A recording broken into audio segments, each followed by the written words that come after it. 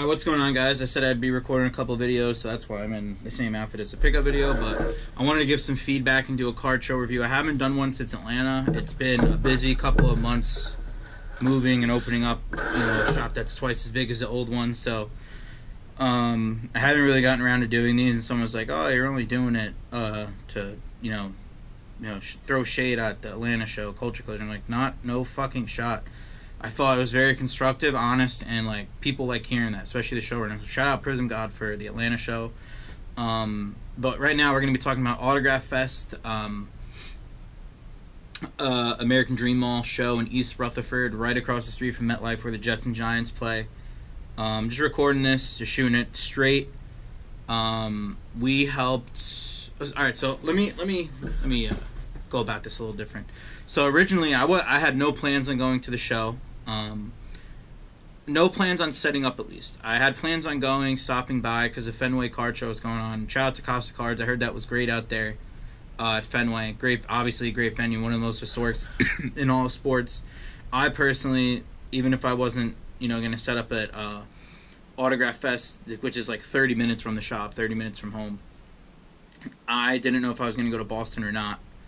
Because I did not feel like driving 4.5, 5 hours again. But I would have ended up there if I didn't set up, I think.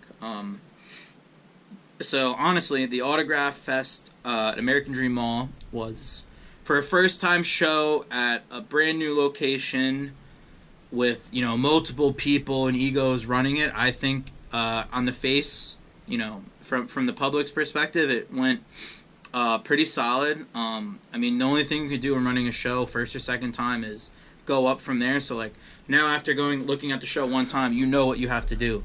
So the reason I ended up setting up was because my buddy Nick V, the Slab Exchange, I've met him many times before. We haven't talked too much, but we met at the Union County Card Show a few weeks back.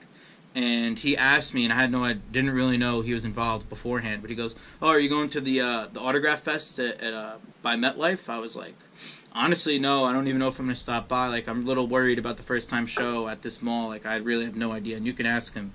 I was very skeptical about it, and at the time when he asked me, I had no idea he was involved. He goes, "Oh, I'm helping run that."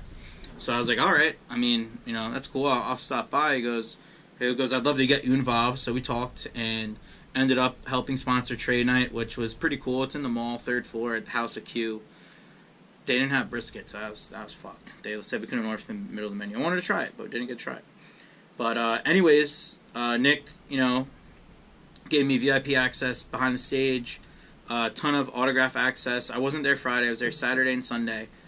I thought there's a lot of chaos behind the scenes, which is definitely a common theme. I didn't need as many signers as were there. There was about 40 signers between the 3 days.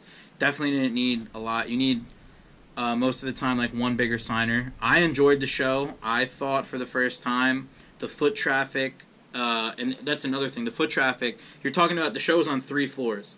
The first floor had mostly autograph people, the sponsors, and eBay, Golden, all those kind of guys, the corporate guys were on the first floor along with memorabilia dealers.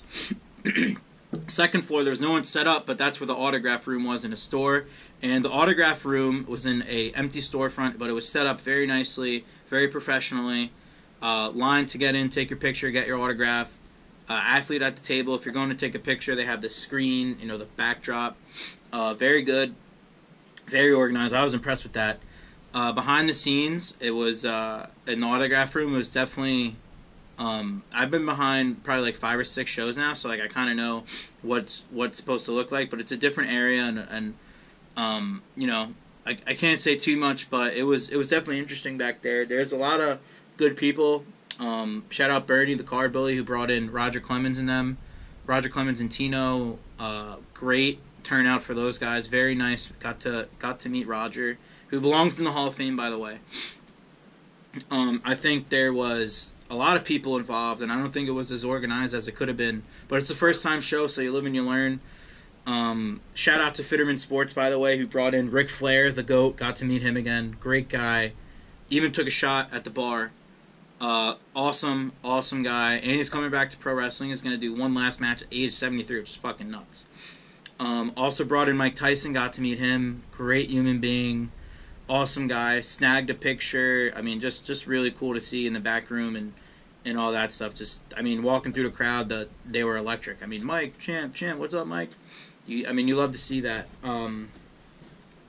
But a lot of people don't really know what it's like in the back room, so I thought overall, I mean, that's where something will improve in the future. Probstein also was basically the biggest promoter of the show. It's his first go-around running a show. I don't really think he was too involved. I think next time around, things are definitely going to change a little bit, and I think I'm being brought on to help run things a little bit, so I'm looking forward to that. I think certain people need to have certain roles to make a show go well. I think, going off the first time, you definitely figure some things out. But yeah, like I said, big shout out to Fitterman Sports. Ryan Fitterman is like the best in the game. I organize, get shit done. Athletes always have a good time.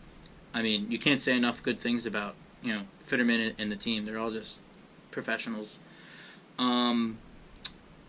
Other than that, so yeah, I'll talk about the show being on 3 floors again. We were on the 3rd floor, which is where most of the dealers were.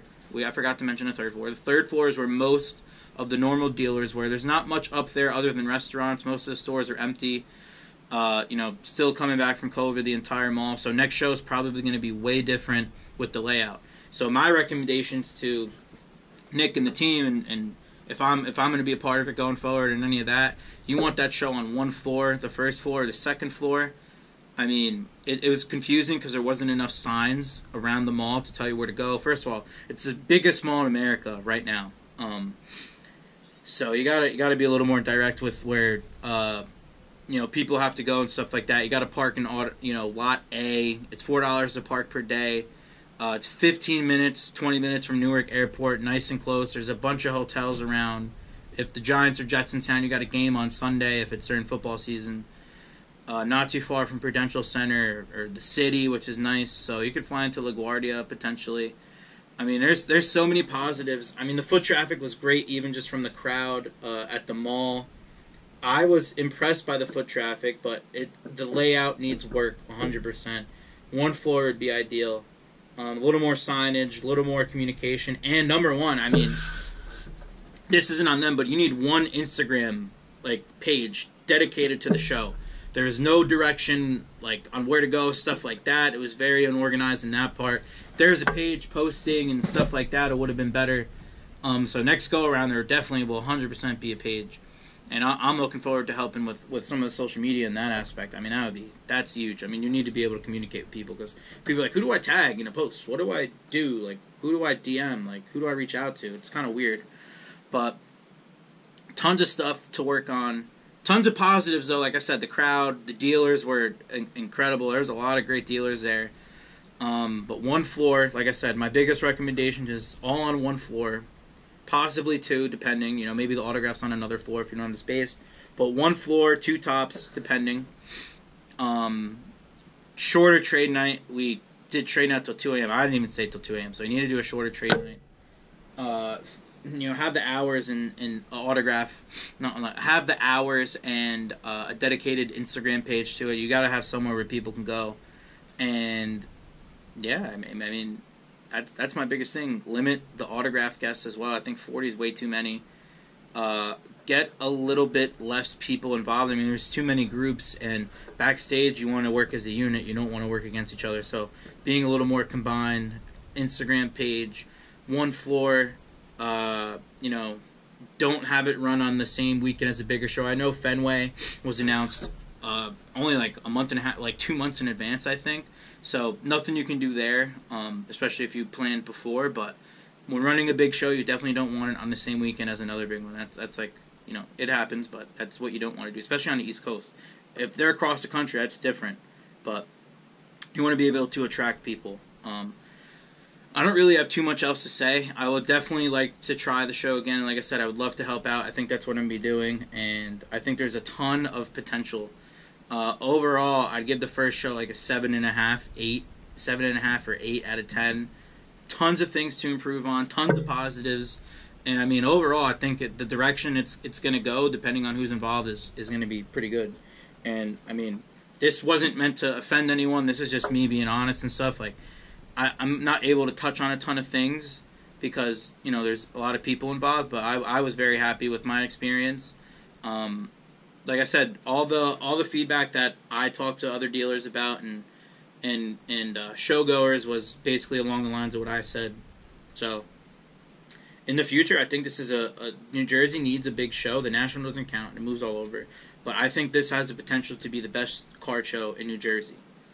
So stay tuned, and that's really all I got to say about that. If you got any comments, or if you were at the show or have any suggestions, you know, drop something below. Like I said, definitely big things coming with that show in the future.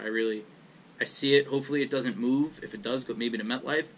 But at the mall, I mean, I think that was really sick. There hasn't been really a mall show in New Jersey, and I don't even know how long. So we'll see. But like I said, drop a comment. You know, say anything you want to say below. Love to. Not only would I like to hear the feedback, but I'm sure Nick, Probstein, and all the other guys that were involved would love to hear what they can do better. Because if you're not trying to please the vendors and the attendees, then you're not doing it right. So not only does this benefit, you know, me, but it benefits the showrunners and the vendors there, which is, you know, try to make everyone happy. You're not always, and this is another point just in life, you are never ever going to make everyone happy. So, you know, try and keep the people that want to be involved happy, which is my advice to people running the show, the vendors. You know, you can't please everyone, but you can try your hardest. So